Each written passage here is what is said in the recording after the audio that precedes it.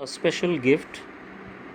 This is actually a part of a story from a book called Little Women. It is about the March sisters, Meg, Jo, Beth, and Amy, four sisters. The names were Meg, Jo, Beth, and Amy. In this excerpt, we will read about how the March family find time for joy and thanksgiving despite having their problems, and they celebrate Christmas and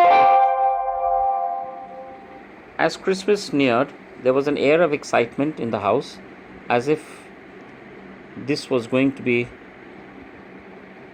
the unusually happy Christmas for all. Joe and Laurie, the next door neighbor. So, Laurie, of course, was a boy. He was the next door neighbor. So, he and Joe were running around mysteriously trying to do something, and they had gone out of the house. The next page we see. This is a picture of Beth sitting with a red shawl near the window. So Christmas Day came at last. It was Christmas. Everybody was happy. Mr. March also, their father, had written that he would be soon with them, while Beth felt well enough to sit by the window. She was quite sick. So she was sitting by the window, wrapped in a bright red shawl which her mother had given her as a Christmas gift. In the garden, a beautiful snow maiden was made there by Joe and Laurie. So that is why they were excited. They were making a snow maiden out in the garden. And then they also gathered in the parlor. Now, parlor, as the meaning has been given, is, it says, a room in the house for entertaining guests, like we have sitting rooms. I think this is the best Christmas, Joe said, hugging the storybook that she always wanted and waiting for a chance to read it in the attic. So Joe loved reading storybooks, and she had got a storybook from her mother, and she wanted to go to the attic. The attic, of course, is a room on the top where you have the roof right on the top. It's a small room. Normally it is used for storing things. I think so, said Amy, sitting at the framed picture her mother had given her. So Amy had got a framed picture. I agree, said Meg, smoothing down the soft folds of her silk dress. So Meg had been given a silk dress. Mr. Laurie's father had gifted it to her. So Laurie's father, that is her friend, the neighbor from the side, had gifted Meg a silk dress. And I do too, said mother, looking from Beth's smiling face to March's letter in her hand. Oh, what a wonderful Christmas. If only father was here. They were waiting for their father to come. And while everybody was waiting, suddenly Laurie popped the door open, and to their surprise, a tall man came in, led by Mr. Brooke. The tall man, of course, was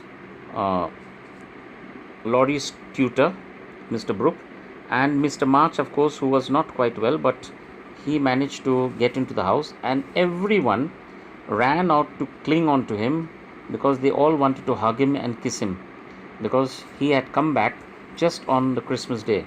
It was a special gift for them. Mrs. March was the first to recover. She held up her hands, warning that Beth was probably resting. But before they could say anything, Beth herself had come out, and she also hugged on to her father. Mr. March was filled with happiness. So he said that every arrangement for coming to meet them was made by, of course, Mr. Brooke over there. So it was because of him that he could come. They had a cook, Hannah, who had also baked delicious pies and plum puddings which melted in the mouth. So Mr. Lawrence, Laurie, and Mr. Brooke also joined them for their beautiful lunch.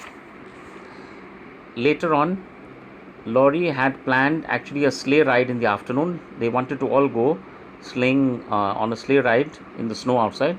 But now, since the father was there, nobody wanted to leave the father. Everybody was around him. So the guests left after eating. That is, Mr. Brooke and Laurie left after eating, and then everybody sat down, and the father was talking to them, saying that he was very happy with the children for supporting their mother also, because he had not been there. And the previous year, Christmas was not good, but this year he's come back to be with them, and he hopes everything would be well. So after that, Beth got up and went to the little piano which she loved to play, and she told her father, I'm going to sing a special song for you, one of your favorites. And she began to softly touch the keys and sang in the sweet voice that they had thought they would never hear again. Because Bet was quite sick, remember, so they thought that she would never sing again. But here, seeing her father, she was so happy that she decided to play the song and play the piano and sing a song for the father. So this is the story. It's about Christmas. It's about time for family get-togethers. It is about time when people are happy and gifts are shared. I hope you have understood the story, children. Thank you.